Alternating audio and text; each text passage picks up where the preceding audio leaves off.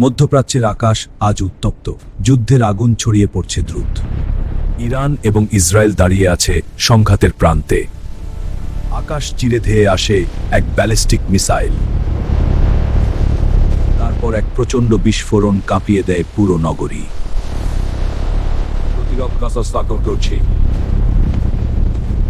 প্রতিরোধে প্রতিটি সেকেন্ড এখন অমূল্য সিদ্ধান্তের সময় খুবই স্বল্প।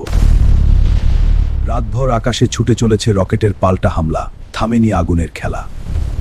রাতের আকাশ লাল হয়ে ওঠে আগুনের আলোয়। সামরিক ঘাঁটিতে বাড়ানো হয় সর্বোচ্চ সতর্কতা।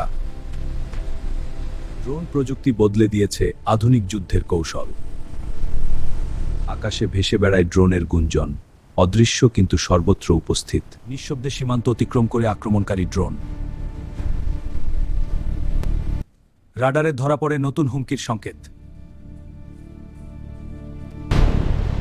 আকাশেই থেমে যায় এক মরণঘাতী আঘাত।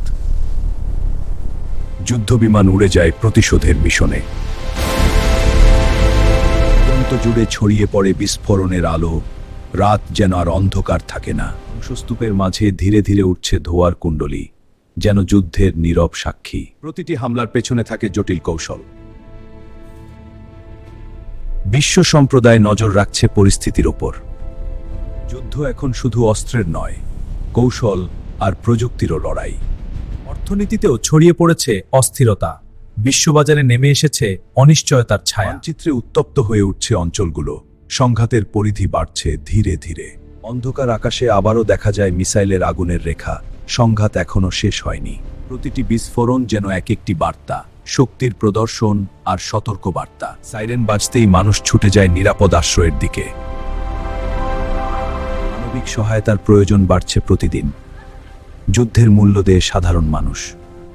ভয়ের ছায়া স্পষ্ট প্রতিটি মুখে। নিস্তব্ধ হয়ে পড়েছে শহরের রাস্তাগুলো।